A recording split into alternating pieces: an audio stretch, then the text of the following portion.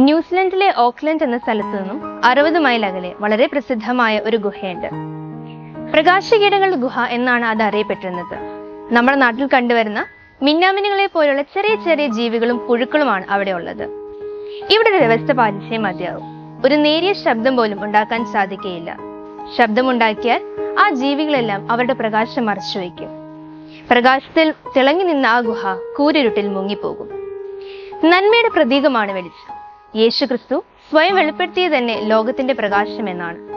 നമ്മുടെ ഉള്ളിലുള്ള വെളിച്ചം കെടുത്തിക്കളയാൻ അത്ര ബുദ്ധിമുട്ടല്ല. എന്നാൽ അത് കെടാതെ സൂക്ഷിക്കാൻ നാം ഏറെ ശ്രദ്ധ പുലർത്തണം. സത്പ്രവർത്തികളും സദ്യത്നങ്ങളും വഴി നമുക്ക് നമ്മുടെ ജീവിതത്തെ പ്രകാശിപ്പിക്കാൻ സാധിക്കും. മനസ്സാണ് നമ്മുടെ സ്വിച്ച് ബോർഡ്.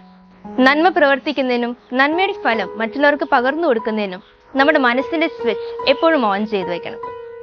ഈ ഒരു സമയത്ത് നാം ഓരോരുത്തരുടെയും ഇടയിൽ ആത്മീയവും ധാർമ്മികവുമായി ഇരുട്ട് വ്യാപിച്ചിരിക്കുന്നു.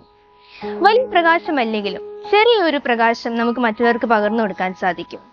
ചെറിയൊരു പുഞ്ചിരിയോ ഒരു നല്ല പ്രവൃത്തിയോ മറ്റൊരാളുടെ ജീവിതത്തിൽ മാറ്റങ്ങൾ തന്നെ സൃഷ്ടിച്ചേക്കാം. കൊച്ചുകുട്ടികൾ കണ്ടിട്ടില്ലേ? നിഷ്കളങ്കതയുടെയും നന്മയുടെയും പ്രഭയാൽ അവരുടെ മുഖങ്ങൾ ഉജ്ജ്വലിച്ചു നിൽക്കുന്നു. എന്നാൽ വളർന്നു വരുന്തോറും ആ പ്രകാശത്തെ നമ്മൾ കെടുത്തിക്കളയുന്നു.